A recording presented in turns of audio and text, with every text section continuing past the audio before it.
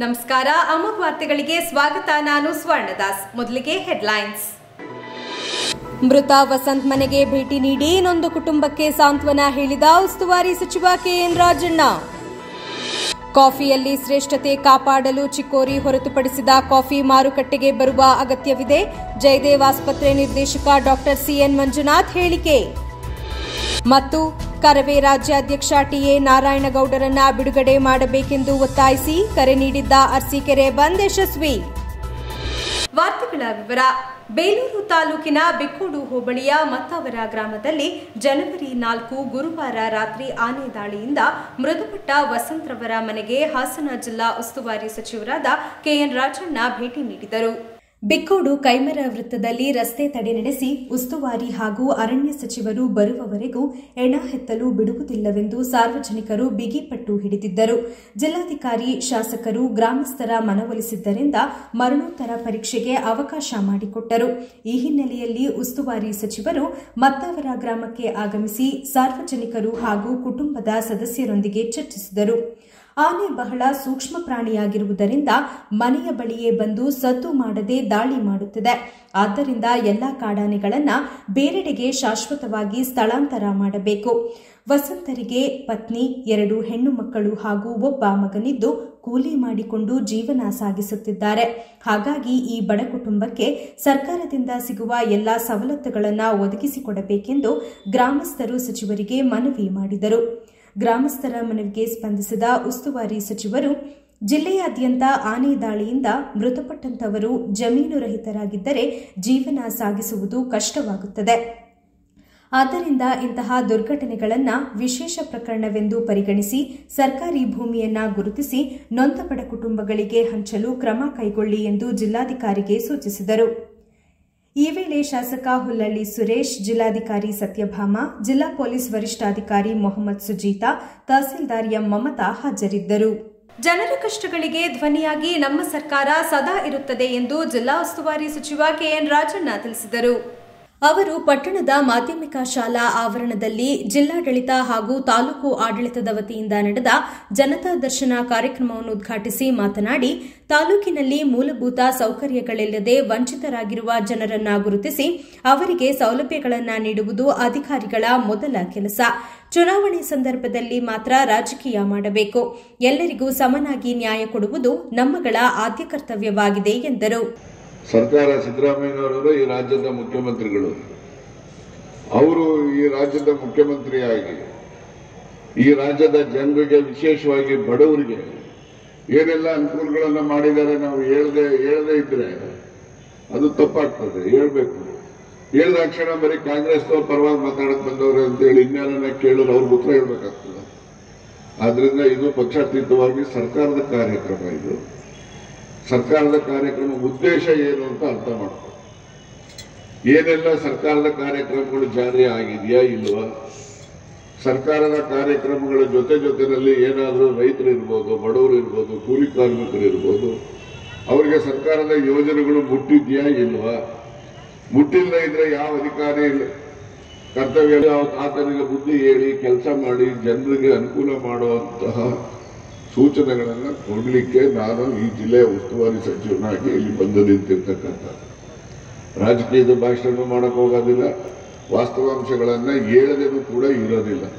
ಹೇಳಲೇಬೇಕು. ಕಾರ್ಯಕ್ರಮದಲ್ಲಿ ಮಾಜಿ ಸಚಿವ ಎಚ್ಡಿ ರೇವಣ್ಣ, ಶಾಸಕ ಬಾಲಕೃಷ್ಣ, ಜಿಲ್ಲಾಧಿಕಾರಿ ಸಿ ಸತ್ಯಭಾಮ, ಉಪವಿಭಾಗಾಧಿಕಾರಿ ಜೆಬಿ ಮಾರುತಿ, ಜಿಲ್ಲಾ ಪೊಲೀಸ್ ವರಿಷ್ಠಾಧಿಕಾರಿ ಮೊಹಮ್ಮದ್ ಸುಜೀತಾ ಹಾಗೂ ಜಿಲ್ಲಾ ಮತ್ತು ತಾಲೂಕು ಮಟ್ಟದ ಅಧಿಕಾರಿಗಳು ಹಾಜರಿದ್ದರು. ರಾಜ್ಯದ ಅನುದಾನ ಹಾಗೂ ಅನುದಾನ ರಹಿತ ಖಾಸಗಿ ಶಾಲೆಗಳಿಗೆ ಶಿಕ್ಷಕರ ಕ್ಷೇಮ ನಿಧಿಗೆಂದು ಸರ್ಕಾರ 4,500 ಕೋಟಿ ರು ಸಂಗ್ರಹಿಸಿದೆ. ನಮ್ಮಿಂದ ಸಂಗ್ರಹಿಸಿದ ಹಣವನ್ನು ನಮ್ಮ ಶಾಲೆಗಳ ಶಿಕ್ಷಕರ ಕ್ಷೇಮ ನಿಧಿಗೆ ನೀಡದೆ ತಾರತಮ್ಯವೆಸಗಿದೆ ಎಂದು ಹಾಸನ ಜಿಲ್ಲಾ ಖಾಸಗಿ ಅನುದಾನ ರಹಿತ ಶಾಲೆಗಳ ಆಡಳಿತ ಮಂಡಳಿಗಳ ಒಕ್ಕೂಟದ ಅಧ್ಯಕ್ಷ ಶಿವರಾಮೇಗೌಡ ಹೇಳಿದರು. ಮಾಧ್ಯಮದೊಂದಿಗೆ ಮಾತನಾಡಿದ ಅವರು, ಅಗತ್ಯ ಸಮಯದಲ್ಲಿ ಸೌಲಭ್ಯ ನೀಡದೇ ಇರುವ ಸರ್ಕಾರ ಶಿಕ್ಷಕರ ಕ್ಷೇಮ ನಿಧಿ ಹೆಸರಿನಲ್ಲಿ ಹಣ ಏಕೆ ಸಂಗ್ರಹಿಸಬೇಕು ಪ್ರಶ್ನಿಸಿ ಖಾಸಗಿ ಶಾಲೆಗಳು ಉತ್ತಮ ಗುಣಮಟ್ಟದ ಶಿಕ್ಷಣವನ್ನ ನೀಡುತ್ತಾ ಬಂದಿದ್ದು, ಆದರೂ ಖಾಸಗಿ ಶಿಕ್ಷಣ ಸಂಸ್ಥೆಗಳು ಅನುಭವಿಸಿದ ಸಮಸ್ಯೆಗಳ ಸರಮಾಲೆಯನ್ನ ಹೇಳತೀರದು. ಇಂದು ತನ್ನತನವನ್ನ ಉಳಿಸಿಕೊಂಡು ಚೇತರಿಸಿಕೊಳ್ಳುತ್ತಿರುವ ಸಂದರ್ಭದಲ್ಲಿ ಭೂಪರಿವರ್ತನೆ, ಅಗ್ನಿನಂದನ ಅಳವಡಿಕೆ, ಶಾಲಾ ಶಿಕ್ಷಕರ ಭದ್ರತೆ ಹಾಗೂ ಇನ್ನಿತರೆ ಅನಾವಶ್ಯಕ ಸಮಸ್ಯೆಗಳನ್ನು ಸರ್ಕಾರ ಹೇರುತ್ತಿದೆ ಎಂದು ಬೇಸರ ವ್ಯಕ್ತಪಡಿಸಿದರು. ಪಬ್ಲಿಕ್ ಇವುಗಳನ್ನ ಶಾಲೆಗಳನ್ನ ತೆರೆದಿದ್ದಾರೆ, ಅಲ್ಲಿ ಅವರೇನಾರು ಅಳವಡಿಸಿದ್ದಾರ? ಅವರು ಫಸ್ಟ್ ಮಾಡಿ ಆಮೇಲೆ CC ಕ್ಯಾಮ್ರಾ ಹಾಕ್ಬೇಕು ಅಂತ ನಮ್ಗೆ ನೋಡಿ ಎಲ್ಲ ನಾವು CC ಕ್ಯಾಮ್ರಾ ಹಾಕಿದ್ವಿ. ಅವ್ರು ಹೇಳಿದ್ರು ಯಾವ ಸರ್ಕಾರಿ ಶಾಲೆಗಳನ್ನು ಅದನ್ನ ಅಳವಡಿಸಿಲ್ಲ. ಇವತ್ತು ಶಿಕ್ಷಕರಿಂದ ಮಕ್ಕಳ ಮೇಲೆ ದೌರ್ಜನ್ಯ ಆಗ್ತಾ ಇದೆ. ಅದು ಸರ್ಕಾರಿ ಶಾಲೆ ಆಗಿರ್ಬೋದು, ಖಾಸಗಿ ಶಾಲೆ ಆಗಿರ್ಬೋದು. ಅದನ್ನ ಮಾನಿಟರ್ ಮಾಡೋಕ್ಕಾದ್ರೂ ಅವರಾದ್ರೂ ಫಸ್ಟ್ ಹಾಕಿ ನೋಡ್ಬೇಕಲ್ವಾ? ಇಂತಹ ಅವೈಜ್ಞಾನಿಕವಾದಂತಹ ನೀತಿಗಳನ್ನ ನಮಗೆ ಸರ್ಕಾರ ಹೇಳ್ತಾ ಇದೆ. ಇದರ ವಿರುದ್ಧ ನಾವು ಆಮೇಲೆ ಆರ್ ಅಂದ್ರೆ ರಿನ್ಯೂವಲ್ ಆಫ್ ರೆಕಗ್ನೇಷನ್, ಮಾನ್ಯತೆಯನ್ನ ನವೀಕರಣ ಮಾಡಬೇಕು ಅಂತ ಹೇಳಿ ಅದನ್ನ ಪ್ರತಿ ವರ್ಷ ಮಾಡಬೇಕು ಅಂತೇಳಿ ಕಾನೂನು ಮಾಡಿದೆ. ಈ ಶಾಲೆಗೆ ಇಷ್ಟು ಸುಂದರವಾಗಿರುವಂತಹ ಶಾಲೆಗೆ ಒಂದ್ಸತಿ ಮಾನ್ಯತೆ ಕೊಟ್ರೆ ಇಲ್ಲೇನಾದ್ರು ಇರೋ ಟೇಬಲ್ ಏನಾದ್ರು ಆರೈತಲ್ಲ ಸರ್, ಅದು ಕುರ್ಚಿ ಬೆಂಚ್ ಆರೈತಲ್ಲ, ಅಷ್ಟು ಪರಿಜ್ಞಾನ ಇಲ್ಲದೆ ಪ್ರತಿ ವರ್ಷ ಮಾನ್ಯತೆ ನವೀಕರಣ ಮಾಡ್ತಾರೆ. ಇದ್ರ ವಿರುದ್ಧ ನಾವು ಕೋರ್ಟ್ಗೆ ಮಾನ್ಯ ಉಚ್ಚ ನ್ಯಾಯಾಲಯಕ್ಕೆ ಅರ್ಜಿ ಸಲ್ಲಿಸಿದ್ವಿ. ಈ ತರದ ಅವೈಜ್ಞಾನಿಕವಾದಂತಹ ವಿಚಾರಗಳನ್ನ ನಮ್ಮ ಮೇಲೆ ಏರ್ತಾ ಇದ್ದಾರೆ ಅಂತೇಳಿ ಕೋರ್ಟ್ ಈಗ ನಮ್ಗೆಲ್ಲರಿಗೂ ಕೂಡ ರಿಲೀಫ್ ಕೊಟ್ಟಿದೆ. ಈ ಎಲ್ಲ ಇವುಗಳಿಗೂ ಕೂಡ ಫಸ್ಟ್ ನೀವು ಮಾಡಿ ಅಂತ ಹೇಳಿದೆ. ಆಮೇಲೆ ಬಿಲ್ಡಿಂಗ್ ಸೇಫ್ಟಿ, ಆಮೇಲೆ ನಮಗೆ ಇದನ್ನ ಮಾಡಬೇಕು, ಏನು ಬಿಲ್ಡಿಂಗ್ ಕಟ್ಟಬೇಕಾದ್ರೆ ಅಲಿನೇಷನ್ ಆಗಬೇಕು. ಫಸ್ಟು ಭೂ ಪರಿವರ್ತನೆ, ಅದು ಯಾವ್ದು ಭೂ ಪರಿವರ್ತನೆ ಆಗಬೇಕು? ಸ್ಕೂಲ್ಗೆ ಅಂತಾನೆ ಭೂ ಪರಿವರ್ತನೆ ಆಗ್ಬೇಕಂತ. ಇದು ಎಂತ ಒಂದು ಇದು ನೋಡಿ, ಸ್ಕೂಲ್ಗೆ ಅಂತ ಹೆಂಗೆ ಭೂ ಪರಿವರ್ತನೆ ನಿಯಮ ಹೋಗಿ ಆಧಾರ ಮಾಡ್ಸೋಣ ಅಂದ್ರೆ ಭೂ ಪರಿವರ್ತನಾ ನಿಯಮದಲ್ಲಿ ಎರಡಕ್ಕೆ ಅವಕಾಶ ಇರೋದು. ಒಂದು ವಾಣಿಜ್ಯ ಕೊಡ್ತಾರೆ, ಇನ್ನೊಂದು ವಸತಿ ಕೊಡ್ತಾರೆ. ಭೂ ಪರಿವರ್ತನೆ ಹೇಗೆ ಮಾಡಿಸೋದು? ಹಾಗಾದ್ರೆ ಇವ್ಯಾವನ್ನು ಕೂಡ ನೋಡದಲ್ಲೇ ಸರ್ಕಾರ ಖಾಸಗಿ ಶಾಲೆಗಳ ಮೇಲೆ ದಮನಕಾರಿ ನೀತಿಯನ್ನು ಅನುಸರಿಸ್ತಾ ಇದೆ. ಒಂದು ಎರಡನೇದಾಗಿ 48 ಲಕ್ಷ ವಿದ್ಯಾರ್ಥಿಗಳು ಈ ರಾಜ್ಯದಲ್ಲಿ ವಿದ್ಯಾಭ್ಯಾಸ ಮಾಡ್ತಾ ಇದ್ದಾರೆ ಪ್ರೈವೇಟ್ ಶಾಲೆಗಳಲ್ಲಿ. 48 lakhs. ಸರ್ಕಾರ ಮಾಡೋ ಕೆಲಸಗಳನ್ನ ನಾವು ಮಾಡ್ತಾ ಇದ್ದೀವಿ. ಸರ್ಕಾರ ನಮಗೇನು 5 ನಯಾಪೈಸೆ ಕೊಡಲ್ಲ. ಆಮೇಲೆ ಪ್ರತಿ ವರ್ಷ ಮಾನ್ಯತೆ ತಗೋಬೇಕಾದ್ರೆ ವ್ಯಾಪಾರ ಸ್ಥಾನವನ್ನ ಮಾಡ್ತಾ ಇದ್ದಾರೆ. ನಾವು ಒಂದು ಮಾನ್ಯತೆ ತಗೋಬೇಕಾದ್ರೆ 1,000 ಅಂತ ಫೀಸ್ ಕಟ್ಬೇಕು ನಾವು. ಸರ್ಕಾರನೇ ನಮ್ಮ ಹತ್ರ ಶುಲ್ಕ ತಗೋತಾ ಇದೆ ಶಾಲೆ ಮಂಜೂರಾತಿಗೆ, ಮತ್ತೆ ಪ್ರತಿ ವರ್ಷ ರಿನ್ಯೂವಲ್. ಈ ಸಂದರ್ಭದಲ್ಲಿ ಕುಮಾರ್, ತಾಲೂಕು ಹೊಸು ರಮೇಶ್, ತಾಲೂಕು ಘಟಕದ ಅಧ್ಯಕ್ಷ ರವಿಕುಮಾರ್, ತಾರಾ ಎಸ್ ಸ್ವಾಮಿ, ಗಂಗಾಧರ್, ಎಚ್ಎಸ್ ಅನಿಲ್ ಕುಮಾರ್, ಭಾರತಿ, ಶೋಭಾ ಬಾಲಕೃಷ್ಣ, ಕೆಎ ವೆಂಕಟೇಶ್ ಬಾಬು, ಸುರೇಶ್ ಗುರುಜಿ ಹಾಜರಿದ್ದರು. ಹಾಸನ ಎಂಪಿ ಪ್ರಜ್ವಲ್ ರೇವಣ್ಣ ಹಾಗೂ ಅವರ ತಾಯಿ ಭವಾನಿ ರೇವಣ್ಣ ಅವರಿಂದ ಆಗಿರುವ ಅನ್ಯಾಯಕ್ಕೆ ನ್ಯಾಯ ಒದಗಿಸಬೇಕೆಂದು ಪ್ರಜ್ವಲ್ ರೇವಣ್ಣ ಅವರ ಮಾಜಿ ಕಾರು ಚಾಲಕ ಕಾರ್ತಿಕ್ ಮನವಿ ಮಾಡಿದ್ದಾರೆ. ಸುದ್ದಿಗಾರರೊಂದಿಗೆ ಮಾತನಾಡಿದ ಅವರು, ಪ್ರಜ್ವಲ್ ರೇವಣ್ಣ ಅವರು ಭವಾನಿ ರೇವಣ್ಣ ಅವರ ಸಮ್ಮುಖದಲ್ಲಿ ನನ್ನ ಹೆಸರಿನಲ್ಲಿ 13.5 ಎಕರೆ ಜಮೀನನ್ನ ಅಕ್ರಮವಾಗಿ ಬರೆದುಕೊಂಡಿದ್ದಾರೆ. ಕಾರು ಚಾಲಕನಾಗಿದ್ದ ಹಿನ್ನೆಲೆಯಲ್ಲಿ ಪ್ರಜ್ವಲ್ ಹಾಗೂ ಭವಾನಿ ರೇವಣ್ಣ ಅವರನ್ನ ಮನೆಯ ಕಾರ್ಯಕ್ರಮಕ್ಕೆ ಆಹ್ವಾನ ಮಾಡಿದಾಗ ನನ್ನ ಆಸ್ತಿ ಬಗ್ಗೆ ಮಾಹಿತಿ ಕಲೆಹಾಕಿ ಅದನ್ನ ಬರೆದುಕೊಡುವಂತೆ ಆವತ್ತೇ ಕೇಳಿದ್ದು, ಅದಾದ 6 ತಿಂಗಳ ಬಳಿಕ ಮತ್ತೆ ಆಸ್ತಿ ಬರೆದುಕೊಡುವಂತೆ ಒತ್ತಾಯ ಮಾಡಲು ಆರಂಭಿಸಿದರು ಎಂದರು. ಕೆಲಸ ಮಾಡ್ತಾ ಇರ್ತೀನಿ. ನನಗಾಗಿಂದ ಅವ್ರ ಜೊತೆನೆ ಇದ್ದು ಅವ್ರದ್ದು ಏನು ಒಳ್ಳೇದಿದ್ದು ಕೆಟ್ಟದ್ದು ಎಲ್ಲಾನು ನೋಡ್ಕೊಂಡು ಅವ್ರ ಜೊತೆನೆ ಬಹಳ ಆತ್ಮೀಯವಾಗಿರ್ತೀನಿ. ನಮ್ಮೂರು ಹೊಳೆಪಕ್ಕ ಕಡಲಿಕೋಟೆ ಅಂತ ಹೇಳಿ, ನಮ್ದು ಬಂದ್ಬಿಟ್ಟು ರೈತಾಪಿ ಕುಟುಂಬ. ನಮ್ದು ಅಗ್ರಿಕಲ್ಚರ್ ಪರ್ಪಸ್ ನಾವು ತೋಟ ಎಲ್ಲ ಮಾಡ್ಕೊಂಡಿದ್ದೀವಿ. ಮತ್ತೆ ಹೈನುಗಾರಿಕೆ ಮಾಡ್ತೀನಿ, ಕುರಿ ಸಾಕಾಣಿಕೆ, ಕೋಳಿ ಸಾಕಾಣಿಕೆ ಮತ್ತು ಮಾರಾಟ. ಮತ್ತು ಬೆಂಗಳೂರಿಗೆ ನಾನು ಹೊಳೆಪುರದಿಂದ ಬೆಂಗಳೂರು ಹೋಟ್ನ ಒಂದು 15-20 ಹೋಟ್ಗಳಿಗೆ ನಾನು ಮಠ ಕೊಡ್ತಾ ಇದ್ದೀನಿ. ಮಾರ್ಚ್ ತಿಂಗಳಲ್ಲಿ ನಂತರ ಏನು ಘಟನೆ ನಡೀತು, ಪ್ರಜ್ವಲ್ ರೇವಣ್ಣ ಅವರು ನಮ್ಮ ಮನೆ ಕರೆಸ್ಕೊಂಡು ನನ್ನ ಹತ್ರ ಜಮೀನ ಅಕ್ರಮವಾಗಿ ಕೂಡಾಕೊಂಡು ಬರ್ಸ್ಕೊಂಡಿದ್ದಾರೆ. ಅದ್ರ ಬಗ್ಗೆ ನಾನು ಪೊಲೀಸ್ ಕಂಪ್ಲೇಂಟ್ ಕೊಟ್ಟಿದ್ದೆ, ಮಾನವ ಹಕ್ಕು ಆಯೋಗಕ್ಕೆ ಎಲ್ಲ ಕಂಪ್ಲೇಂಟ್ ಲಾಕ್ ಮಾಡಿದ್ದೆ. ಬಟ್ ಏನಂತಂದ್ರೆ ಈ ಪೊಲೀಸ್ ತನಿಖೆ ಮಾಡಿದ್ರು ಅವರಿಂದ ಹೊಳೆಪುರದಲ್ಲಿ ಸೋಮೇಶ್ವರ ಅವರಿಂದ ನಾನು ಪ್ರಾಸೆಸ್ ಮಾಡಿರ್ತೀನಿ 2022 ಅಲ್ಲಿ ಆಗಸ್ಟ್ ಅಕ್ಟೋಬರ್ ಅಲ್ಲಿ ತಗೊಂಡಿದ್ದೀನಿ ನಾನು ಪ್ರಾಪರ್ಟಿ. 13.5 ಎಕರೆ, ಒಂದು 800 ತೆಂಗಿನ ಗಿಡ ಇದೆ, ಒಂದು 2,500 ಅಡಿಕೆ ಇದೆ, ಒಂದು 100-150 ಐಟಿ ಹೊರಟು. ನಾನು ಐಟಿಯಿಂದ ನಾನು ಎಲ್ಲ ಡಿಕ್ಲೇರ್ ಮಾಡ್ಕೊಂಡಿದ್ದೀನಿ. ನಾನು ಪ್ರಾಪರ್ಟಿ ತಗೊಂಡಿದ್ದು, ನಾನು ಯಾವಾಗ ತಗೊಂಡೆ, ಹೇಗೆ ತಗೊಂಡೆ ಅನ್ನೋದನ್ನೆಲ್ಲ ನಾನು ಐಟಿ ಡಿಕ್ಲೇರ್ ಮಾಡ್ಕೊಂಡಿರ್ತೀನಿ. ಮತ್ತೆ GST ಇರುತ್ತೆ ನಂದು. GST ಎಲ್ಲ ನಾನು ಯಾವ್ದೇ ಬಿಲ್ ಬಂದಿದ್ದು GST ಎಲ್ಲ ಕ್ಲೈಮ್ ಮಾಡ್ಕೊಂಡಿದ್ದೀನಿ ನಾನು. ಹಾಗೆ ಬಂದ ನಮ್ಮ ತಂದೆ ತಾಯಿ ಜಮೀನು ಅಗ್ರಿಕಲ್ಚರ್ ಮಾಡಿದ ಬಂದ ಆದಾಯದಿಂದ ನಾನು ಇದನ್ನು ಪರ್ಚೇಸ್ ಮಾಡಿರ್ತೀನಿ ಸರ್.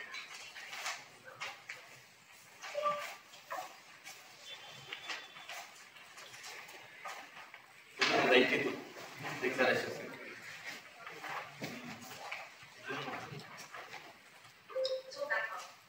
ಅದಾದ್ಮೇಲೆ ನನ್ನ ಹತ್ರ ಅವರು ಪ್ರಾಪರ್ಟಿನ ಬರ್ಸ್ಕೊಳ್ತಾರೆ. ಅವರು ನನ್ನ ಪ್ರಜ್ವಲ್ ರೇವಣ್ಣವರು ಮನೆ ಕಸ್ತಿ ಭವನ ರೇವಣ್ಣ ಸಮ್ಮುಖದಲ್ಲೇ ಬರ್ಸ್ಕೊಂತ ಅವ್ರನ್ನ ಒಂದು ಫಂಕ್ಷನ್ ಇನ್ವೈಟ್ ಮಾಡ್ತಿದ್ರು. ಯಾಕಂದ್ರೆ ಅವ್ರ ಜೊತೆ ಬಹಳ ಆತ್ಮೀಯರಾಗಿರೋದ್ರಿಂದ ನಮ್ಮನೆ ಫಂಕ್ಷನ್ಗೆಲ್ಲ ಬರ್ತಾ ಇರ್ತಾರೆ, ಹೋಗ್ತಾ ಇರ್ತಾರೆ. ಅವ್ರನ್ನ ಎಲ್ಲ ಟೋಟಲ್ ಫ್ಯಾಮಿಲಿ ಏನಿದೆ ಎಲ್ಲಾನು ನಾನು ನಮ್ಮ ತೋಟದಲ್ಲಿ ಒಂದು ಊಟ ಅರೇಂಜ್ ಮಾಡ್ಕೊಂಡು ಒಂದು ಫಂಕ್ಷನ್ ಸುಮ್ಮನೆ ಇನ್ವೈಟ್ ಮಾಡ್ಕೊಂತೀನಿ. ಇನ್ವೈಟ್ ಮಾಡಕ್ ಬಂದಾಗ ನನ್ನ ತೋಟ ಮತ್ತೆ ಅಕ್ಕಪಕ್ಕದ ಲ್ಯಾಂಡ್ ಎಲ್ಲ ಅವತ್ತೇ ನೋಡೋದು. ಅಲ್ಲಿ ತನಕ ನನ್ನ ತೋಟ ತಗೊಂಡ್ರೆ ಗೊತ್ತಿರುತ್ತೆ, ಬಟ್ ಲ್ಯಾಂಡ್ ನೋಡಿರಲ್ಲ. ಅದು ನೋಡಿದ್ಮೇಲೆ ಅವತ್ತು ಅಲ್ಲೇ ಕೇಳ್ತದೆ ನನಗೆ, ಈ ತೋಟ ಬಹಳ ಚೆನ್ನಾಗೈತೆ, ನಮಗೆ ಬಹಳ ಇಷ್ಟ ಆಯ್ತು, ನೋಡಿ ಈ ಕಡೆ ಯಾವ್ದು ನಮ್ಮ ತೋಟ ಎಲ್ಲ ಕೊಡ್ತೀಯ ಇಲ್ಲ ಅಂತೇಳಿ. ನಾನು ಅದಕ್ಕೆ ತಗೊಂಡಿದ್ದೆ ಫಸ್ಟ್ ಪ್ರಾಪರ್ಟಿ. ನಾನು ಸೇಲ್ ಮಾಡೋಕ್ಕಾಗಲ್ಲ, ನಾನು ಇದನ್ನ ನಮ್ಮ ಮನೆಯವರೆಲ್ಲ ಬಹಳ ಇಷ್ಟಪಡ್ತಾರೆ ಪ್ರಾಪರ್ಟಿ ಅಂತ ನಾನು ಹೇಳ್ತೀನಿ. ಅದಕ್ಕೆ ಅವ್ರಿದ್ದವ್ರು ಏನಂತಾರೆ, ಇಲ್ಲ ನನಗೆ ಬೇಕಂತ ಹೇಳ್ತಾರೆ. ನೀವೇನು ತಮಾಷೆ ಮಾಡ್ತಾರೆ, ನಿಮ್ಮ ಹತ್ರ 4 ತೋಟ ಇದೆ, ನನ್ನ ಹತ್ರಕ್ಕೆ ಏನು ಬಂದಿದೆ ಅಂತ ನಾನು ಕೇಳ್ತೀನಿ. ಅದಕ್ಕೆ ಅವ್ರಿದ್ದಾರೆ, ಇಲ್ಲ ಎಲ್ಲ ತಮಾಷೆ ಮಾಡ್ತಾರೆ, ಬಿಡು ಅದಕ್ಕೆ ಒಂದು ತಲೆ ಕೆಡಿಸ್ಕೊಬೇಡ ಅಂತ ಹೇಳ್ಬಿಟ್ಟು ಕ್ಯಾಜುವಲ್ ಮಾತಾಡ್ಕೊಂಡು ಹೋಗ್ತಾರೆ. ಅವ್ರ ಏನು ಮಾತಾಡಲ್ಲ ಇಲ್ಲ. ಅದಾದ್ಮೇಲೆ ಒಂದು 6 ತಿಂಗಳಿಗೆ ನನ್ನ ಇನ್ಸಿಡೆಂಟ್ ಶುರುವಾಗುತ್ತೆ. ಈಗ ಪುಟ್ಟದೊಂದು ಬ್ರೇಕ್ನ ನಂತರ ಅಮೋಘ್ ವಾರ್ತೆಗಳು ಮುಂದುವರಿಯುತ್ತದೆ.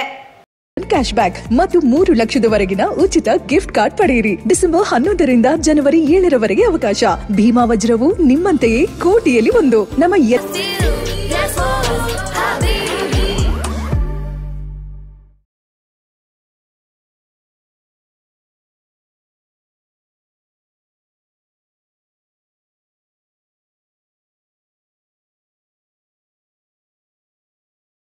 ಮನೆಯಲ್ಲಿ ಮಗುವಿರಲಿ, ಮಡಿಲಲ್ಲಿ ತುಂಬಿರಲಿ ಸಂತಸ, ಎಲ್ಲೆಲ್ಲೂ ಹರಡುತ್ತಿರಿ ಸಂತಸ, ಮನೆಯಲ್ಲಿ ಸಂತಸವಿರಲಿ. ಮನೆಯಲ್ಲಿ ಮಗುವಿರಲಿ, ಮಡಿಲಲ್ಲಿ ತುಂಬಿರಲಿ ಸಂತಸ, ಎಲ್ಲೆಲ್ಲೂ ಸಂತಸ. ಸಂತಸ IVF ಮತ್ತು ಎಂಡೋ ಸರ್ಜರಿ ಸೆಂಟರ್, ಹಾಸನ ಮತ್ತು ಮೈಸೂರು.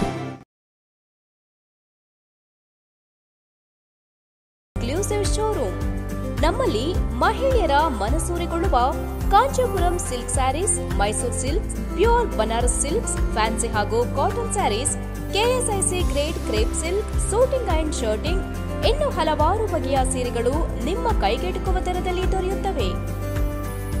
ವರ್ಷದ 365 ದಿನಗಳಲ್ಲೂ ಹೋಲ್ಸೇಲ್ ದರದಲ್ಲಿ ಮಾರಾಟ. ಗ್ರಾಹಕರಿಗೆ ಪಾರ್ಕಿಂಗ್ ಹಾಗೂ ಶೌಚಾಲಯದ ವ್ಯವಸ್ಥೆಯೂ ಲಭ್ಯ. ಭೇಟಿ ಕೊಡಿ Ratnam silks, opposite to Rangalakshmi hospital, next to NCC office, RC road, Haasan.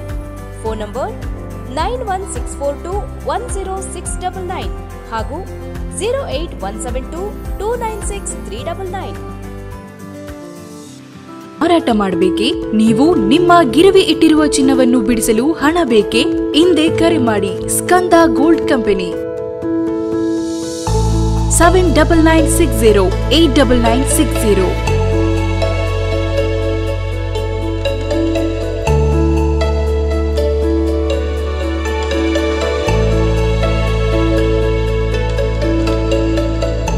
ನೀವು ಗಿರವಿ ಇಟ್ಟಿರುವ ಚಿನ್ನಾಭರಣಗಳನ್ನು ಬಿಡಿಸಿ ಇಂದಿನ ಮಾರುಕಟ್ಟೆ ಬೆಲೆಗೆ ಕೊಂಡುಕೊಳ್ಳುತ್ತಾರೆ ಹಾಗೂ ನಿಮ್ಮಲ್ಲಿರುವ ಹಳೆಯ ಚಿನ್ನವನ್ನು ಪ್ರಸ್ತುತ ಆನ್ಲೈನ್ ದರದಲ್ಲಿ ಕೊಂಡುಕೊಳ್ಳುತ್ತಾರೆ. ಸ್ಕಂದ ಗೋಲ್ಡ್ ಕಂಪನಿ ಕರ್ನಾಟಕದಾದ್ಯಂತ ನಮ್ಮ ಶಾಖೆಗಳು ತೆರೆದಿರುತ್ತದೆ. Skanda gold company, city bus stand ಹತ್ತಿರ, AVK ಕಾಲೇಜ್ ರಸ್ತೆ, ಇಂಡಿಯನ್ ಬ್ಯಾಂಕ್ ಪಕ್ಕ, ಹಾಸನ. ಹಿಂದೆ ಕರೆ ಮಾಡಿ 7996089960. ಹಾಸನ ನಿಮ್ಮ ಕನಸಿನ ಮನೆಯ ಅಂದವನ್ನ ಹೆಚ್ಚಿಸುವಂತ tiles, vitrified, sanitary accessories, ceramics, appliances, modular kitchens, natural stones, wooden finishing, bathroom fittings, luxury collections.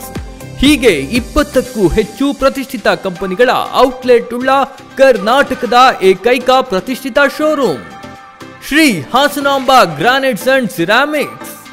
ಹೆಚ್ಚಿನ ಮಾಹಿತಿಗಾಗಿ ಸಂಪರ್ಕಿಸಿ 9742283322, 9164183222, 9538161312. Shri Hasanamba granites and ceramics, Jayanagar 1ನೇ ಹಂತ, ರಿಂಗ್ ರಸ್ತೆ, ಹಾಸನ. ಉತ್ತಮ ಗುಣಮಟ್ಟದ ಫರ್ನಿಚರ್ಸ್ ಖರೀದಿಸಲು ನೋಡ್ತಿದ್ದೀರಾ? ಹಾಗಾದ್ರೆ ಇಲ್ಲೊಂದು ವೆರೈಟಿಯಾಗಿ ಸಿದ್ಧಗೊಂಡಿರುವ ಬಹುದೊಡ್ಡ ಫರ್ನಿಚರ್ ಶೋರೂಮ್ ಶ್ರೀ ಮಾರುತಿ ಫರ್ನಿಚರ್ಸ್ಗೆ ಬನ್ನಿ. ಸುಮಾರು 45 ವರ್ಷದಿಂದ ಫರ್ನಿಚರ್ ಅನುಭವ ಹೊಂದಿರುವ ಸಂಸ್ಥೆಯು ಈಗ ಬಿಎಂ ರಸ್ತೆಯಿಂದ ಸಾಲಗಾಮೆ ಮುಖ್ಯ ರಸ್ತೆಯ ರಿಂಗ್ ರೋಡ್ ಸರ್ಕಲ್ಗೆ ಸ್ಥಳಾಂತರವಾಗಿದೆ. ನಿಮಗೆ ಬೇಕಾಗುವ ವುಡನ್ ಮತ್ತು ಸ್ಟೀಲ್ ಫರ್ನಿಚರ್ಗಳು ಶ್ರೇಷ್ಠ ಗುಣಮಟ್ಟ ಹಾಗೂ ನವನವೀನ ಮಾದರಿಯಲ್ಲಿ ಲಭ್ಯ. ಸೋಫಾಗಳ ಬೃಹತ್ ಸಂಗ್ರಹ ಶ್ರೀ ಮಾರುತಿ ಫರ್ನಿಚರ್ಸ್. ಈಗ ಪಡೆಯಿರಿ ರಿಪೋಸ್ ಬೆಡ್ ಮತ್ತು ಕಾಟ್ ಮೇಲೆ ಭಾರಿ ರಿಯಾಯಿತಿ. ಇದು ಕೆಲವೇ ದಿನಗಳ ಆಫರ್ ಆಗಿರುತ್ತದೆ ಎಂದು ಶೋರೂಮ್ ಮುಖ್ಯಸ್ಥರಾದ ಕುಮಾರ್ ಅಮೋಘ್ ವಾಹಿನಿಯ ಮೂಲಕ ತಿಳಿಸಿರುತ್ತಾರೆ. ಹಾಗೂ ನಿಮ್ಮ ಕಚೇರಿಗೆ ಬೇಕಾಗುವಂತಹ ಸೆಟಪ್ ಫರ್ನಿಚರ್ಸ್ ಕೂಡ ದೊರೆಯುತ್ತದೆ. ಇದಲ್ಲದೆ ಕಾಟ್, ಬೆಡ್, ಚೇರ್ಸ್, ಬೀನ್ ಬ್ಯಾಗ್, ಬೀರುಗಳು ಕಡಿಮೆ ಬೆಲೆಯಲ್ಲಿ ಲಭ್ಯವಿರುತ್ತದೆ. ಒಮ್ಮೆ ಭೇಟಿ ನೀಡಿ ಶ್ರೀ ಮಾರುತಿ ಫರ್ನಿಚರ್ಸ್, ರಿಂಗ್ ರಸ್ತೆ ಸರ್ಕಲ್, ಸಾಲಗಾಮೆ ಮುಖ್ಯ ರಸ್ತೆ, ಹಾಸನ. ಹೆಚ್ಚಿನ ಮಾಹಿತಿಗಾಗಿ ಮೊಬೈಲ್ ನಂಬರ್ 9886259324. ಹಾಸನದ ಸಿಟಿ ಬಸ್ ಸ್ಟ್ಯಾಂಡ್ ನ ಮುಂಭಾಗ ಶಾಂತಿ ಸ್ಟೋರ್ಸ್ ನ ಪಕ್ಕ ನೂತನವಾಗಿ ರಂಗನಾಥ ಮೊಬೈಲ್ಸ್ ಮತ್ತು ಆಕ್ಸೆಸರೀಸ್ ಅಂತ ಹೇಳಿ ಪ್ರಾರಂಭವಾಗಿದೆ. ನಮ್ಮ ಹಾಸನದ ಜನತೆಗಾಗಿ ಆಕರ್ಷಕ ಆಫರ್ಸ್ ಗಳನ್ನು ನೀಡುತ್ತಿದ್ದಾರೆ. ಕೇವಲ 30 ರೂಪಾಯಿಗಳಿಗೆ ಮೊಬೈಲ್ ಸ್ಕ್ರೀನ್ ಗಾರ್ಡ್ ಗಳನ್ನು ಹಾಕಿಕೊಡಲಾಗುತ್ತಿದೆ. 399 ರೂಪಾಯಿಗಳಿಗೆ ಬ್ಲೂಟೂತ್ ನೆಕ್ ಬ್ಯಾಂಡ್ ಮತ್ತು ಇಯರ್ಬಡ್ಸ್ ಅನ್ನು ಮಾರಾಟ ಮಾಡಲಾಗುತ್ತಿದೆ. ಹಾಗೂ ಕೇವಲ 850 ರೂಪಾಯಿಗೆ ಸ್ಮಾರ್ಟ್ ವಾಚ್ ಗಳನ್ನು ಮಾರಾಟ ಮಾಡುತ್ತಿದ್ದಾರೆ. ಅದಲ್ಲದೆ 20,000 ರೂಪಾಯಿಯ ಮೊಬೈಲ್ ನ ತಗೊಂಡ್ರೆ ಉಚಿತವಾಗಿ ಬ್ಲೂಟೂತ್ ನೆಕ್ ಬ್ಯಾಂಡ್, 30,000 ರೂಪಾಯಿನ ಮೊಬೈಲ್ ನ ತಗೊಂಡ್ರೆ ಉಚಿತವಾಗಿ ಸ್ಮಾರ್ಟ್ ವಾಚಸ್ ಅನ್ನು ನೀಡಲಾಗುತ್ತದೆ. ಹಾಗೂ ನೀವು ಯಾವುದೇ ಮೊಬೈಲ್ ನ ಆಕ್ಸೆಸರೀಸ್ ನ ಪರ್ಚೇಸ್ ಮಾಡಿದರೆ 50% ಡಿಸ್ಕೌಂಟ್ ಕೂಡ ನೀಡಲಾಗುತ್ತದೆ. ಮತ್ತು ಯಾವುದೇ ಸ್ಮಾರ್ಟ್ ಫೋನ್ ನ ಖರೀದಿಗೆ ಆಕರ್ಷಕ ಬಹುಮಾನಗಳನ್ನು ಪಡೆಯುವಂತಹ ಅವಕಾಶ. ಜೊತೆಗೆ ಎಲ್ಲಾ ಸ್ಮಾರ್ಟ್ ಫೋನ್ ನ ಮೇಲೆ 0% ಬಡ್ಡಿ ದರದಲ್ಲಿ ಲೋನ್ ಸೌಲಭ್ಯ ಕೂಡ ದೊರೆಯುತ್ತದೆ. ಮತ್ತು ಎಲ್ಲಾ ರೀತಿಯ ಮೊಬೈಲ್ಗಳ ಸರ್ವಿಸ್ ಕೂಡ ಮಾಡಿಕೊಡಲಾಗುತ್ತದೆ. ನಿಮ್ಮ ಮುಂದೆಯೇ ವೇಗವಾಗಿ ಲೈವ್ ಡಿಸ್ಪ್ಲೇ ಕೂಡ ಹಾಕಿಕೊಡಲಾಗುತ್ತದೆ. ನಿಮ್ಮ ಹತ್ರ ಹಳೆ ಮೊಬೈಲ್ ಇದ್ರೆ ಅದಕ್ಕೆ ಎಕ್ಸ್ಚೇಂಜ್ ಕೂಡ ದೊರೀತಾ ಇದೆ. ಈ ಎಲ್ಲ ಆಫರ್ಸ್ಗಳು ಕೆಲವೇ ದಿನಗಳು ಮಾತ್ರ. ಹೆಚ್ಚಿನ ಮಾಹಿತಿಗಾಗಿ ಈ ವಿಡಿಯೋನಲ್ಲಿ ಕಾಣಿಸ್ತಾ ಇರುವಂತಹ ನಂಬರ್ಗೆ ಕರೆ ಮಾಡಿ. ಹಾಗೂ ಈ ವಿಡಿಯೋನ ತಪ್ಪದೇನೆ ಆಫರ್ ಮುಗಿಯೋ ಮುಂಚೆ ಎಲ್ರಿಗೂ ಶೇರ್ ಮಾಡಿ. ರಂಗನಾಥ ಮೊಬೈಲ್ಸ್ಗೆ ಒಂದ್ಸಲ ಭೇಟಿ ಮಾಡಿ ಅಂತ ಹೇಳ್ತಾ ಹಾಸನ್ ನ್ಯೂಸ್ ಸಖತ್ ನ್ಯೂಸ್ ಮಗ. ಮತ್ತೊಮ್ಮೆ ಅಮೋಘ್ ವಾರ್ತೆಗಳಿಗೆ ಸ್ವಾಗತ. ಕರ್ನಾಟಕ ರಕ್ಷಣಾ ವೇದಿಕೆ ರಾಜ್ಯಾಧ್ಯಕ್ಷ ಟಿಎ ನಾರಾಯಣಗೌಡ ಅವರನ್ನ ಸರ್ಕಾರ ತಕ್ಷಣ ಬಿಡುಗಡೆ ಮಾಡಬೇಕೆಂದು ಒತ್ತಾಯಿಸಿ ಕರ್ನಾಟಕ ರಕ್ಷಣಾ ವೇದಿಕೆ, ಕರ್ನಾಟಕ ರಾಜ್ಯ ರೈತ ಸಂಘ ಹಾಗೂ ಹಸಿರು ಸೇನೆ, ದಲಿತ ಸಂಘರ್ಷ ಸಮಿತಿ ಮತ್ತು ವಿವಿಧ ಕನ್ನಡಪರ ಸಂಘಟನೆಗಳ ಒಕ್ಕೂಟದಿಂದ ಕರೆ ನೀಡಿದ್ದ ಅರಸೀಕೆರೆ ಬಂದ್ ಯಶಸ್ವಿಯಾಯಿತು. ವಕೀಲರ ಸಂಘ ಬೆಂಬಲ ಸೂಚಿಸಿ ಎಲ್ಲ ವಕೀಲರು ಕೋರ್ಟ್ಗೆ ಗೈರು ಹಾಜರಾದರು. ಕರ್ನಾಟಕ ರಕ್ಷಣಾ ವೇದಿಕೆ ಹಾಗೂ ರೈತ ಸಂಘದ 100 ಕಾರ್ಯಕರ್ತರು ಹಾಸನ ರಸ್ತೆಯ ಅಂಬೇಡ್ಕರ್ ಪ್ರತಿಮೆಗೆ ಹಾರ ಹಾಕಿ ಮೆರವಣಿಗೆ ಮುಖಾಂತರ ಟಿಎ ನಾರಾಯಣಗೌಡರನ್ನ ಹಾಗೂ ಕನ್ನಡಪರ ಹೋರಾಟಗಾರರನ್ನ ಬಿಡುಗಡೆ ಮಾಡಬೇಕೆಂದು ಸರ್ಕಾರ ವಿರುದ್ಧ ಘೋಷಣೆ ಕೂಗುತ್ತಾ ಬಿಎಚ್ ರಸ್ತೆ, ಪೇಟೆ ಬೀದಿ, ಸಾಯಿನಾಥ ರಸ್ತೆ, ರೈಲ್ವೆ ನಿಲ್ದಾಣ ರಸ್ತೆ ಹಾಸನ, ಸಾಯಿನಾಥ ರಸ್ತೆ, ಹಲವಾರು ರಸ್ತೆಗಳಲ್ಲಿ ಘೋಷಣೆ ಕೂಗುತ್ತಾ ಬೈಕ್ ರ್ಯಾಲಿ ನಡೆಸಿದರು. ನಗರದ ಅಂಗಡಿಗಳನ್ನು, ಬ್ಯಾಂಕ್ಗಳು, ಕಚೇರಿಗಳು, ಹೋಟೆಲ್ಗಳು, ಮಂಡಿ ವರ್ತಕರುಗಳು, ಸಣ್ಣಪುಟ್ಟ ವ್ಯಾಪಾರಸ್ಥರುಗಳು ಸ್ವಯಂ ಪ್ರೇರಿತವಾಗಿ ಬಂದ್ ಮಾಡಿ ಬಂದ್ಗೆ ಬೆಂಬಲ ವ್ಯಕ್ತಪಡಿಸಿದರು. ಶಾಲಾ ಕಾಲೇಜುಗಳು, ಗಾರ್ಮೆಂಟ್ಸ್ಗಳು ಮೊದಲೇ ರಜೆ ಘೋಷಿಸಿದ್ದರಿಂದ ಜನಸಾಮಾನ್ಯರ ಓಡಾಟ ವಿರಳವಾಗಿತ್ತು. ಪಿಪಿ ವೃತ್ತದಲ್ಲಿ ಜಮಾಯಿಸಿದ ಕರವೆಯ 100 ಕಾರ್ಯಕರ್ತರನ್ನುದ್ದೇಶಿಸಿ ಮಾತನಾಡಿದ ಕರ್ನಾಟಕ ರಕ್ಷಣಾ ವೇದಿಕೆ ಹಾಸನ ಜಿಲ್ಲಾಧ್ಯಕ್ಷ ಮನುಕುಮಾರ್, ಕರ್ನಾಟಕದಲ್ಲಿ 65% ಕನ್ನಡ ನಾಮಫಲಕ ಅಳವಡಿಸಬೇಕೆಂದು ಕಾನೂನಿದ್ದರೂ ಇದನ್ನು ಧಿಕ್ಕರಿಸಿ ಆಂಗ್ಲ ಭಾಷೆಯಲ್ಲಿ ನಾಮಫಲಕ ಅಳವಡಿಸಿರುವುದನ್ನು ಖಂಡಿಸಿ ರಾಜ್ಯದ ಮೂಲೆ ಮೂಲೆಗಳಿಂದ ಕರವೇ ಕಾರ್ಯಕರ್ತರು ಬೆಂಗಳೂರಿನಲ್ಲಿ ಪ್ರತಿಭಟನೆ ನಡೆಸಲು ಹೋದಾಗ ರಾಜ್ಯಾಧ್ಯಕ್ಷರಾದ ಟಿಎ ನಾರಾಯಣಗೌಡರನ್ನ ಏಕಾಏಕಿ ಬಂಧಿಸಿ ಜೈಲ್ಗೆ ಕಳಿಸಿರುವುದು ಸರ್ಕಾರದ ಕನ್ನಡ ವಿರೋಧಿ ನೀತಿಯಾಗಿದೆ. ಈಗಾಗಲೇ ರಾಜ್ಯಾದ್ಯಂತ ವಿವಿಧ ಹಂತಗಳಲ್ಲಿ ಚಳುವಳಿಗಳು ನಡೆಯುತ್ತಿದ್ದು, ಅವರ ತವರೂರು ಅರಸೀಕೆರೆ ನಗರ ಬಂದ್ ಮಾಡಲಾಗಿದೆ. ನಾರಾಯಣಗೌಡರ ತಕ್ಷಣ ಬಿಡುಗಡೆ ಮಾಡದಿದ್ದಲ್ಲಿ ಮುಂದಿನ ದಿನಗಳಲ್ಲಿ ಹಾಸನ ಜಿಲ್ಲೆಯ ಎಲ್ಲಾ ತಾಲೂಕುಗಳನ್ನು ಬಂದ್ ಮಾಡಿ ಕನ್ನಡ ವಿರೋಧಿ ಸರ್ಕಾರಕ್ಕೆ ಎಚ್ಚರಿಕೆ ನೀಡಲಾಗುವುದು ಎಂದರು. ಬಂದ್ಗೆ ಬೆಂಬಲ ಕೊಡೋದ್ರ ಮುಖಾಂತರ ಇವತ್ತು ನಾರಾಯಣಗೌಡರಿಗೆ ಒಂದು ಧೈರ್ಯ ತುಂಬುವಂತ ಕೆಲಸನ ಅರಸೀಕೆರೆ ತಾಲೂಕಿನ ಜನತೆ ಮಾಡಿದ್ದಾರೆ. ಅವ್ರಿಗೆ ವಿಶೇಷವಾದಂತಹ ಅಭಿನಂದನೆ ಸಲ್ಲಿಸ್ತಾ, ನೀವು ಬೇಗ ತಕ್ಷಣವೇ ನಾರಾಯಣಗೌಡರನ್ನ ಬಿಡುಗಡೆಗೊಳಿಸಲಿಲ್ಲ ಅಂದ್ರೆ ಇವತ್ತು ಏನ್ ಅರಸೀಕೆರೆ ತಾಲೂಕಿನಲ್ಲಿ ಬಂದಾಗಿದೆ, ಪ್ರತಿ ತಾಲೂಕಲ್ಲೂ ಸಹ ಬಂದಾಗುತ್ತೆ, ಹಾಸನ ಜಿಲ್ಲೆ ಸಂಪೂರ್ಣ ಬಂದಾಗುತ್ತೆ ಅನ್ನೋ ಒಂದು ಎಚ್ಚರಿಕೆನ ಇವತ್ತು ನಾನು ಕೊಡೋದಕ್ಕೆ ಇಷ್ಟಪಡ್ತಾ ಇದ್ದೀನಿ. ನಾರಾಯಣಗೌಡರು ಯಾವ್ದಾವ್ದು ವೈಯಕ್ತಿಕ ಕೆಲಸಕ್ಕೋಸ್ಕರ ಜೈಲಿಗೆ ಹೋಗಿಲ್ಲ. ಇವತ್ತ ಏನ್ ನಾಡ ನುಡಿ ರಕ್ಷಣೆಗೋಸ್ಕರ ಅವರು ಜೈಲಿಗೆ ಹೋಗಿರೋದು ಮತ್ತು ನಮ್ಮ ಏನ್ ಕನ್ನಡಿಗರಿಗೆ ನಮ್ಮ ನಾಡಿನ ಜನತೆಗೆ ಉದ್ಯೋಗ ಸಿಗಬೇಕು ಅನ್ನೋ ದೃಷ್ಟಿಯಲ್ಲಿ ಹೋರಾಟನ ಹಮ್ಮಿಕೊಂಡು ಬಂದಿರ್ತಕ್ಕಂಥದ್ದು. ಹಾಗಾಗಿ ಇವತ್ತ ನಮ್ಮ ನಾಡಿಗೋಸ್ಕರ ಹೋರಾಟ ಮಾಡ್ತಕ್ಕಂಥ ವ್ಯಕ್ತಿನ ಇವತ್ತ ಜೈಲಲ್ಲಿ ಕೂತಿದ್ದಾರೆ. ಯಾವ್ದೋ ಒಂದು ಲೂಟಿ ಮಾಡೋ ಅಂತ ಅಧಿಕಾರಿ ವರ್ಗ ಇರ್ಬೋದು, ಯಾವ್ದೋ ಒಬ್ಬ ರಾಜಕಾರಣಿಗಳು ಇರ್ಬೋದು, ಅವ್ರು ಯಾವ್ದೋ ಒಂದು ಲೂಟಿ ಮಾಡಿದ್ರು ಸಹ ಅವ್ರಿಗೆ ಯಾವ್ದೋ ಒಂದು ಕೆಲಸ ಜೈಲಿಗೆ ಕಳ್ಸಲ್ಲ.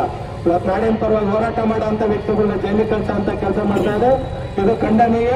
ಅದರಲ್ಲಾಗಿ ಮುಂದಿನ ದಿನಗಳಿಗೆ ತಕ್ಷಣವೇ ಏನಾದ್ರು ನಾರಾಯಣಗೌಡರನ್ನ ಬಿಡುಗಡೆಗೊಳಿಸಲಿಲ್ಲ ಅಂದ್ರೆ ಜಿಲ್ಲಾದ್ಯಂತ ಹಾಸನ ಜಿಲ್ಲಾ ಬಂದ್ಗೆ ನಾವು ಕರೆ ಕೊಡ್ಬೇಕಾದ ಒಂದು ಎಚ್ಚರಿಕೆಯನ್ನು ಕೊಡ್ತಾ ಇದ್ವಿ. ಈಗಾಗಲೇ ಎಲ್ಲಾ ಜಿಲ್ಲಾ ಕೇಂದ್ರದಲ್ಲಿ, ಹೋಬಳಿ ಕೇಂದ್ರಗಳಲ್ಲೂ ಸಹ ಇಡೀ ರಾಜ್ಯಾದ್ಯಂತ ಹೋರಾಟ ನಡೀತಾ ಇದೆ. ಇಷ್ಟೊಂದು ಹೋರಾಟಕ್ಕೆ ಕಾರಣ ಅಂದ್ರೆ ಅದು ನಾರಾಯಣಗೌಡರ ಮೇಲೆ ಇರ್ತಕ್ಕಂಥ ಹೋರಾಟದ ಮೇಲೆ ಇರ್ತಕ್ಕಂಥ ಪ್ರೀತಿ ಅಭಿಮಾನ ಹೊರತು ಬೇರೆ ಏನಿಲ್ಲ.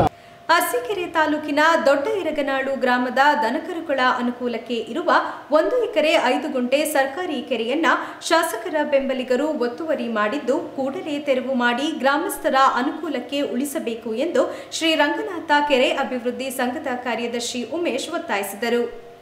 ಸುದ್ದಿಗಾರರೊಂದಿಗೆ ಮಾತನಾಡಿದ ಅವರು, ಗ್ರಾಮಸ್ಥರ ಅನುಕೂಲಕ್ಕೆ ಗ್ರಾಮದ ಸರ್ವೆ ನಂಬರ್ 62, 36ರಲ್ಲಿ ಇರುವ ಕೆರೆಕಟ್ಟೆಗಳನ್ನು ಉಳಿಸಿಕೊಡಬೇಕೆಂದು ಈ ಹಿಂದೆ ಜಿಲ್ಲಾಧಿಕಾರಿಗಳಿಗೆ ಮನವಿ ಮಾಡಲಾಗಿ ಡಿಸಿ ಅವರು ತಹಸೀಲ್ದಾರ್ ಅವರಿಗೆ ಸೂಚನೆ ನೀಡಿದ ಹಿನ್ನೆಲೆಯಲ್ಲಿ ಸ್ಥಳ ಪರಿಶೀಲನೆಗೆ ತೆರಳಿದ ಸರ್ವೆ ಅಧಿಕಾರಿಗಳ ವಿರುದ್ಧ ಒತ್ತುವರಿದಾರರು ಗಲಾಟೆ ಮುಂದಾಗಿದ್ದಾರೆ.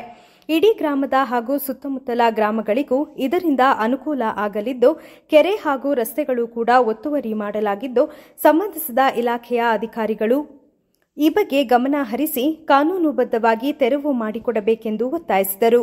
ನಮ್ಮ ಗ್ರಾಮದಲ್ಲಿ ಸರ್ ಒಂದು ಸರ್ಕಾರಿ ಕಟ್ಟೆ ಇತ್ತು. ಆ ಕಟ್ಟೆನ ಅಳತೆ ಮಾಡಿ ಪಬ್ಲಿಕ್ಗೆ ಅನುಕೂಲ ಆಗೋ ರೀತಿ ದನಕರುಗಳಿಗೆಲ್ಲ ಪಾಲಿಸ್ಕೋಗ್ತದೆ. ಆ ದನಕರುಗಳೆಲ್ಲ ಹೋಗೋಕೆ ನೀರು ಎಲ್ಲಕ್ಕೂ ಅನುಕೂಲ ಆಗುತ್ತೆ ಅಂತೇಳಿ ಅದನ್ನ ಅಳತೆ ಮಾಡಿ ತೆರವು ಮಾಡ್ಕೊಳ್ಳಿ, ಒತ್ತುವರಿ ಆಗಿತ್ತು, ಒತ್ತುವರಿ ತೆರವು ಮಾಡ್ಕೊಳ್ಳಿ ಅಂತ 1/4/21 ತಹಸೀಲ್ದಾರ್ಗೆ ಒಂದು ಅಡ್ರೆಸ್ ಮಾಡಿದ್ವಿ. ನಾವು ಶ್ರೀ ರಂಗನಾಥ ಕೆರೆ ಅಭಿವೃದ್ಧಿ ಸಂಘ ಅಂತೇಳಿ ನಾವು ರಿಜಿಸ್ಟರ್ ಮಾಡಿದ್ವಿ. ಆ ಸಂಘದಿಂದಲೇ ಲೆಟರ್ ಮಾಡಿದ್ವಿ. ಆ ಲೆಟರ್ನ ಫಾರ್ವರ್ಡ್ ಮಾಡಿ ತಾಲೂಕು ಆಫೀಸಿಗೆ ಕೊಟ್ಟಿದ್ವಿ. ಅದರಂತೆ ತಾಲೂಕು ಸರ್ವೆ ಅಳತೆ ಮಾಡಿದ್ದಾರೆ. ತಹಸೀಲ್ದಾರ್ ಅವರು ನೋಡಿ ತಾಲೂಕು ಸರ್ವೆದ್ದು ನಕ್ಷೆ ಇದೆ, ಒತ್ತುವರಿದಾರ ಹೆಸರು ಇದೆ. ಅದರಂತೆ ತಹಸೀಲ್ದಾರ್ ಅವರು ಅಡ್ರೆಸ್ ಮಾಡಿದ್ರು, ಒತ್ತುವರಿ ಆಗಿರೋರಿಗೆ ನೋಟಿಸ್ ಮಾಡಿ ಅದನ್ನು ತೆರವು ಮಾಡಿ ಅಂತ ವಿಭಾಗ ವಿದ್ಯಾರ್ಥಿಗಳು 7/7/23ರಲ್ಲಿ ನಮಗೆ ಕಳಿಸಿದ್ದಾರೆ ನಮ್ಮ ತಹಸೀಲ್ದಾರ್ ನಾಡ ಕಚೇರಿಗೆ. ಅಲ್ಲಿಂದ ನಾನು ಪ್ರತಿ ಬಾರಿ ಹೋಗಿ ವಿಚಾರಿಸಿದ್ರು ಅವಾಗ ಮಾಡ್ತೀವಿ, ಇವಾಗ ಮಾಡ್ತೀವಿ, ನಾಳೆ ಮಾಡ್ತೀವಿ ಅಂತೇಳಿ ಹೇಳ್ಕೊಂಡ್ಬಂದ್ರು. ಮೊನ್ನೆ 29/1/12/23ರಲ್ಲಿ ಡಿ ಸಿ ಅವರಿಗೆ ಒಂದು ಲೆಟರ್ ನಾನು ಬಂದು ಕೊಟ್ಟೆ. ಅವರು ಅದ್ರ ಮೇಲೆ ಬರೆದಿದ್ದಾರೆ ಡಿ ಸಿ ಅವರು, ಈ ಕಟ್ಟೆನ ತೆರವು ಮಾಡಿ ಅಂತೇಳಿ ಡಿ ಸಿ ಮೇಡಮ್ ಆದೇಶ ಮಾಡಿದ್ದಾರೆ. ಅದನ್ನು ನಾನು ತಾಲೂಕು ಆಫೀಸ್ಗೂ ಕೊಟ್ಟೆ. ಆದ ಮೇಲೆ ಅವರಿಗೆ ನಮ್ಮ ಉಪತಹಸೀಲ್ದಾರ್ಗೆ ಮತ್ತೆ ಅವರು ಕರೆಸ್ಪಾಂಡೆನ್ಸ್ ಮಾಡಿದ್ದಾರೆ. ಅಲ್ಲಿಂದ 1/12/23 29ನೇ ತಾರೀಕು ಸುಮ್ಮನೆ ಆಯಿತು. ನಾನು ಹೋಗಿ ಮತ್ತೆ ವಿಚಾರಿಸಿ ಸ್ವಲ್ಪ ಅಲ್ಲಿ ಗಲಾಟೆ ಮಾಡುವಾಗ ಅಲ್ಲಿ ಬಂದು ಸ್ಥಳಕ್ಕೆ ಬಂದಾಗ ನಮ್ಮದೇ ಗ್ರಾಮ ಅಂತ ನಿಜೇಶ್ ಗೌಡ ಮತ್ತೆ ಬಸವೇಗೌಡ ಅವ್ರು ಒತ್ತುವರಿ ಮಾಡಿದಂಥ ಅಶೋಕ ಪುಕ್ಷೆಟ್ಟಿ ಇದ್ದಾರೆ. ಅವ್ರ ಮೂವರು ಅವ್ರ ಮೇಲೆ ಇಡೀ ಗ್ರಾಮದ ಉಳಿದಂಥ ಪಬ್ಲಿಕ್ ಪ್ರಾಪರ್ಟಿನ ಅಳತೆ ಮಾಡಿ ಅದೆಲ್ಲ ತೆರವು ಮಾಡೋರು ಇದನ್ನು ಮಾಡಬೇಡಿ ಅಂತ ಮಾತಾಡಿದ್ರು. ಅದಕ್ಕೆ ಅಷ್ಟಕ್ಕೆ ವಾಪಸ್ ಅವರು ಬಂದು ಮತ್ತೆ ಅವರು ವಾಪಸ್ಸು ತಹಸೀಲ್ದಾರ್ಗೆ ಲೆಟರ್ ಬರೆದಿದ್ದಾರೆ. ಗ್ರಾಮದಲ್ಲಿ ಈ ಥರ ಗ್ರಾಮಸ್ಥರು ತೆರವು ಮಾಡ್ಕೊಳ್ಳೋದಕ್ಕೆ ಹೋದಾಗ ಗಲಾಟೆ ಮಾಡ್ತಾರೆ, ಇದಕ್ಕೆ ಸೂಕ್ತ ನಿರ್ದೇಶನ ಕೊಡಿ. ಈಗ ಸಬು ಬೇಡಿಕೆ ಬರ್ತಾ ಇದೆ. ಈ ಕಟ್ಟೆಗೆ ಗ್ರಾಮ ಪಂಚಾಯತಿಯಿಂದ ಅಮೃತ ಸರೋವರ ಅಂತ ಹೇಳಿ ಒಂದು ಕಾಮಗಾರಿಗೆ ಅನುಮತಿ ಕೊಡಿಸಿದ್ದೀವಿ. ಆ ಕೆಲಸನ ಆದರೆ 100 ಜನಕ್ಕೆ ಅನುಕೂಲ ಆಗುತ್ತೆ. ಅದು ವಿತಿನ್ ಟೈಮಲ್ಲಿ ಅಲ್ಲ ಸರ್. ಅದನ್ನು ನಾನು ಅವರಿಗೆ ಕೇಳಿ ಮಾಡಿದ್ರು ಅವರು ಸುಮ್ಮನೆ ಹುಡುಗು ಬೆಳ್ಕೊಂಡು ಇವತ್ತು ನಾಳೆ ಅಂತ ತಳ್ಕೊಂಬರ್ತಾ ಇದ್ದಾರೆ. ಆಮೇಲೆ ಇನ್ನೊಂದು ನೆಕ್ಸ್ಟ್ 2017 ಒಂದು ಅರ್ಜಿನ ಫಾಲೋ ಮಾಡಿದ್ವಿ ದಾರಿಗಾಗಿ ಅಂತ. ಆ ದಾರಿನೂ ಅಷ್ಟೇ ಸರ್, ಫುಲ್ ಎಲ್ಲ ಒತ್ತುವರಿ ಮಾಡ್ಕೊಂಡಿದ್ದಾರೆ. ಒಂದು ಗಾಡಿ ಹೋದ್ರೆ ಇನ್ನೊಂದು ಗಾಡಿ ಬರಲ್ಲ. ಒಂದು ಗಾಡಿ ನಿಲ್ಲಿಸಿ ಒಂದ್ಸಲ ಗಲಾಟೆ ಆಗಿ ದೊಡ್ಡ ಇಶ್ಯೂನ ಆಗಿತ್ತು ನಮ್ಮ ಊರಲ್ಲಿ. ಅದನ್ನ ಬ್ಲಾಕ್ ಮಾಡ್ಕೊಂಡಿದ್ದಾರೆ, ಅದನ್ನು ಒತ್ತುವರಿ ತೆರವು ಮಾಡಿಲ್ಲ.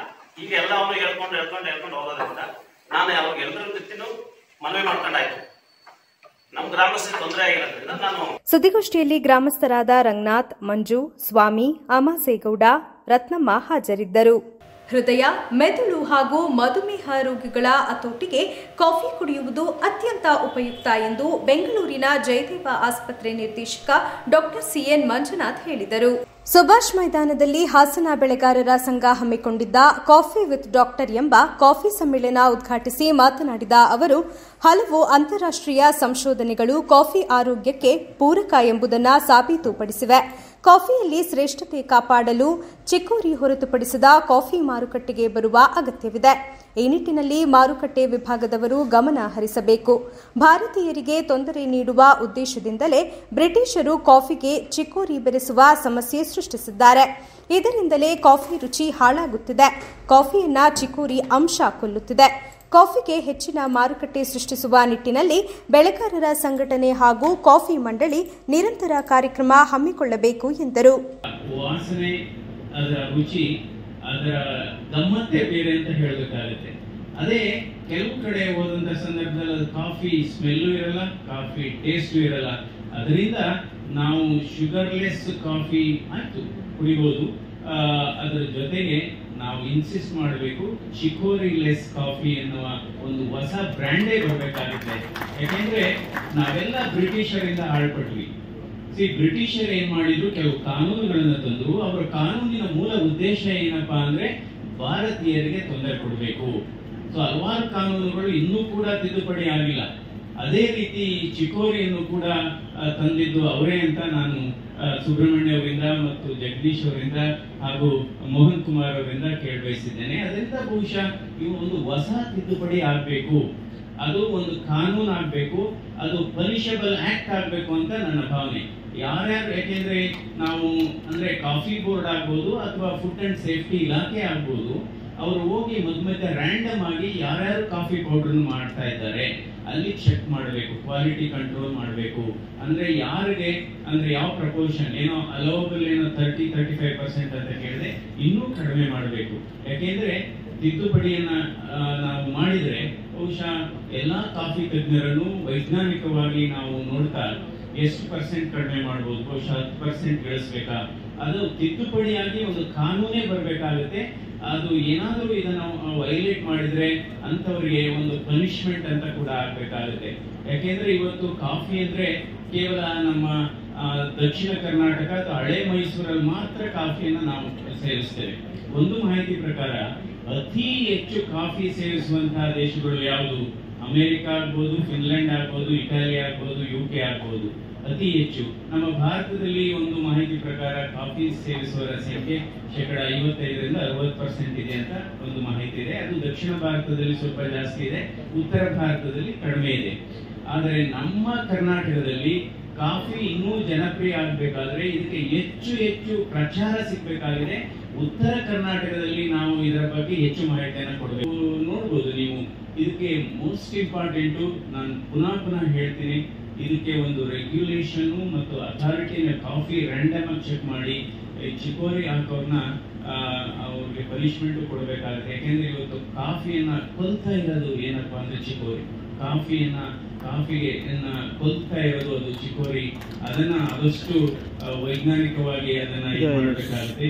ಶಾಸಕ ಸಿಮೆಂಟ್ ಮಂಜು ಮಾತನಾಡಿ, ಬಲಿಷ್ಠ ಸಂಘಟನೆಯಿಂದ ಮಾತ್ರ ಸಮಸ್ಯೆ ಬಗೆಹರಿಸಿಕೊಳ್ಳಬಹುದಾಗಿದೆ. ಈ ನಿಟ್ಟಿನಲ್ಲಿ ಹೆಜ್ಜೆ ಇಟ್ಟಿರುವ ಹಾಸನ ಜಿಲ್ಲಾ ಬೆಳೆಗಾರರ ಸಂಘ ಇತರರಿಗೆ ಮಾದರಿಯಾಗಿದೆ. ಇಂದು ಕಾಡಾನೆ, ಅತಿವೃಷ್ಟಿ, ಅನಾವೃಷ್ಟಿ, ಕಾರ್ಮಿಕರ ಕೊರತೆ ಸೇರಿದಂತೆ ಹಲವು ಸಮಸ್ಯೆಗಳ ನಡುವೆ ನಲುಗುತ್ತಿರುವ ಬೆಳೆಗಾರರ ನೆರವಿಗೆ ಸರ್ಕಾರ ಬರಬೇಕೆಂದರು. ನೀವು ಮುಖ್ಯಮಂತ್ರಿ ಇರ್ಬೋದು, PM ಇರ್ಬೋದು, ತನ್ನ ಕೆಲಸ ಆಗ್ಬೇಕು ಅಂದ್ರೆ ಹಳ್ಳಿಯಿಂದ ಡೆಲ್ಲಿ ತನಕ ಯಾರನ್ನ ಬೇಕಾದ್ರೂ ಭೇಟಿ ಮಾಡ್ತಾರೆ. ತನ್ನ ಸಂಪೂರ್ಣ ಸಮಯವನ್ನ ಬೆಳೆಗಾರರಿಗೋಸ್ಕರ ಮೀಸಲಾಗಿಟ್ಟಿದ್ದಾರೆ. ನಿಜವಾಗ್ಲೂ ಕೂಡ ತಾವು ಮಾಡ್ತಿರ್ತಕ್ಕಂಥ ಕಾರ್ಯಶೈಲಿಗೆ ನಂಗೆ ನಿಜವಾಗ್ಲೂ ಕೂಡ ಹೆಮ್ಮೆ ಇದೆ. ಏಕೆಂದ್ರೆ ನೀವು ಸಂಘ ಕಟ್ಟಲಿಲ್ಲ ಅಂತ ಹೇಳಿದ್ರೆ ಈಗಲೇ ಇಷ್ಟು ಸಮಸ್ಯೆ ಇದೆ ಬೆಳೆಗಾರದು. ಇನ್ನೇನಾದ್ರು ತಾವುಗಳು ಸಂಘನ ಮಾಡಿಲ್ಲ ಅಂತ ಹೇಳಿದ್ರೆ ಎಷ್ಟು ಸಮಸ್ಯೆ ಇರೋದು ಅಂತ ನಾವೆಲ್ಲರೂ ಕೂಡ ಊಹಿಸ್ಕೋಬೇಕು. ಇವತ್ತು ನಮ್ಮ ಮುಂದೆ ಹಲವಾರು ಸವಾಲುಗಳಿದ್ದಾವೆ. ಇವತ್ತು ಆನೆ ಸಮಸ್ಯೆ ಇರ್ಬೋದು, ಕಾಡಾನೆ ಏನಿವತ್ತು ದಿನನಿತ್ಯ ಎವರಿಡೆ ನನ್ನಂದ್ರೆ ಇನ್ನೊಂದು 10 ವರ್ಷ ಕಳೆದ್ರೆ ಈ ಹಸುಗಳು ಯಾವ ರೀತಿ ಓಡಾಡ್ತಾವೆ ಆ ರೀತಿ ಸಕಲೇಶ್ಪುರದಲ್ಲಿ ಓಡಾಡ್ತಕ್ಕಂಥ ವಾತಾವರಣ ನಿರ್ಮಾಣ ಆಗುತ್ತೆ. ಯಾಕೆಂದ್ರೆ ಈಗ ಆಲ್ರೆಡಿ ನನಗೆ ಒಂದು ಫೋನ್ ಬಂದಾಗ ನನ್ಗೆ ಏನ್ ಹೆದರಿಕೆ ಆಗುತ್ತೆ ಅಂದ್ರೆ ಎಲ್ಲೂ ಆಡಿಂದ ಯಾರು ದಾಳಿ ಆಗಿದೆ ಅಂತ ಹೇಳ್ಬಿಟ್ಟು ಎಲ್ಲಿ ಫೋನ್ ದೇವರ ದಿನ ಬೆಳಿಗ್ಗೆ ಅದೇ ಬೆಳ್ಕೊಳ್ಳೋದು. ಎಲ್ಲೂ ಕೂಡ ಯಾರು ಕೂಡ ದಾಳಿ ಆಗದಲ್ಲಿ ಯಾರಿಗೂ ಕೂಡ ಅನಾಹುತ ಆಗಬಾರ್ದು ಅಂತ ದಿನನಿತ್ಯ ಬೆಳಿಗ್ಗೆ ದೇವರ ಹತ್ರ ನಾನು ಪ್ರಾರ್ಥನೆ ಮಾಡ್ತೀನಿ. ಯಾಕೆಂದ್ರೆ ಇವತ್ತು ಅಷ್ಟು ಸಮಸ್ಯೆ ನಮ್ಮ ಸಕಲೇಶ್ಪುರದಲ್ಲಿದೆ. ಇಲ್ಲಿ ಒಂದ್ ಕಡೆಯಿಂದ ಈಗ ನೋಡಿ ನಿನ್ನೆ ಮೊನ್ನೆ ಮಳೆ ಬಂದು ಹಲವಾರು ಬೆಳೆಗಾರರಿಗೆ ಆಲ್ರೆಡಿ ಪ್ರಾಬ್ಲಮ್ ಆಗೋಗಿದೆ. ಈ ಬರ್ಬೇಕಾದಂತ ಸಂದರ್ಭದಲ್ಲಿ ಮಳೆ ಬರ್ತಾ ಇಲ್ಲ. ಬರಬೇಕಾದಂತ ಸಂದರ್ಭಕ್ಕೆ ಈ ರೀತಿ ಕಾಡಾನೆಗಳು ಬೆಳೆದಿರ್ತಕ್ಕಂಥ ಬೆಳೆನ ಸಂಪೂರ್ಣ ಹಾನಿಯನ್ನ ಮಾಡ್ತಿರ್ತಕ್ಕಂಥದ್ದು. ಅದ್ರ ಜೊತೆಲಿ ಇಲ್ಲಿ ಎಲೆಕ್ಟ್ರಿಕ್ ಬಡ್ಡಿ ಮನ್ನಾ ಮಾಡ್ತೀವಿ ಅಂತ ಹೇಳಿದ್ರೆ ಇನ್ನೂ ಕೂಡ ಅದಾಗಿಲ್ಲ. ಅದಲ್ಲದೆ ಬಿಲ್ಲಿನ ಕಟ್ಟಿಲ್ಲ ಅಂತ ಹೇಳಿದ್ರೆ ಬಂದ್ಬಿಟ್ಟು ಡಿಸ್ಕನೆಕ್ಟ್ ಮಾಡ್ತಕ್ಕಂಥ ಕೆಲಸವನ್ನು ಕೂಡ ಮಾಡ್ತಾ ಇದ್ದಾರೆ.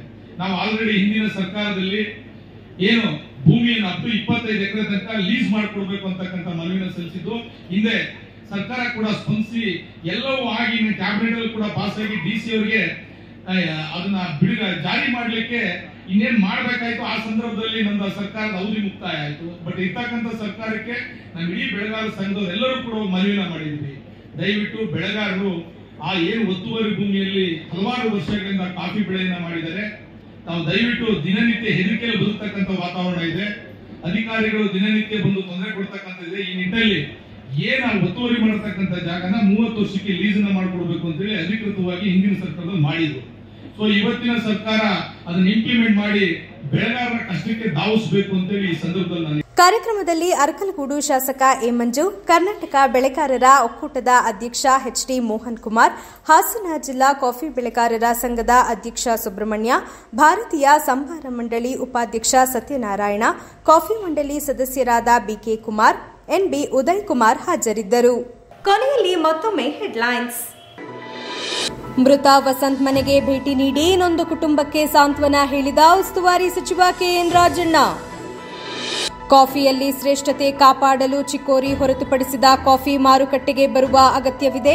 ಜಯದೇವ್ ಆಸ್ಪತ್ರೆ ನಿರ್ದೇಶಕ ಡಾಕ್ಟರ್ CN ಮಂಜುನಾಥ್ ಹೇಳಿಕೆ.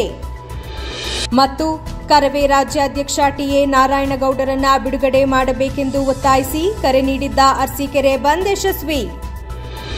ಮುಂದಿನ ವಾರ್ತಾ ಸಂಚಿಕೆಯೊಂದಿಗೆ ಮತ್ತೆ ಭೇಟಿಯಾಗೋಣ. ವಂದನೆಗಳು.